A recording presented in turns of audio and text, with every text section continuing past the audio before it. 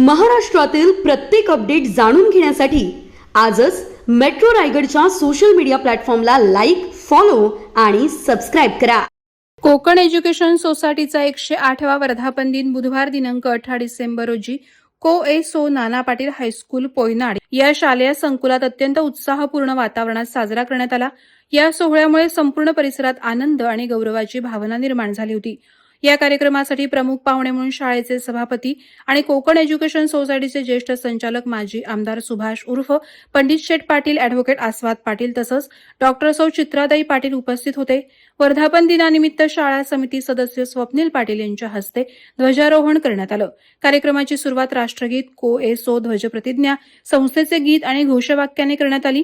यानंतर संस्थेचा जाज्वल्य आणि गौरवशाली इतिहास सुवर्णा पाटील यांनी उपस्थितांसमोर मांडला. याप्रसंगी को.ए.सो. आंतरशालेय स्पर्धांमध्ये बक्षीसपात्र ठरलेल्या तसेच शाळेतील गुणवंत विद्यार्थ्यांचा मान्यवरांच्या हस्ते सत्कार करण्यात आला. या कार्यक्रमात स्थानिक उद्योजक सुरेश म्हात्रे, शाळा समिती सदस्य बार्शी प्राथमिक शाळा पेझारी, सौ धारिणी भगत, आंबेपूरचे माजी उपसरपंच माननीय श्री सुनील राऊत यांच्यासह अनेक मान्यवर उपस्थित होते. संपूर्ण कार्यक्रमासाठी शाळेचे मुख्याध्यापक शशिकांत पाटील सर यांचे मोलाचे मार्गदर्शन लाभले. कार्यक्रमाचं सूत्रसंचालन रेश्मा पाटील यांनी केलं. कार्यक्रम यशस्वी करण्यासाठी संकुलातील सर्व शिक्षक वृंद आणि शिक्षकेतर कर्मचाऱ्यांनी विशेष परिश्रम घेतले. Subscribe now and press the bell icon. Never miss an update.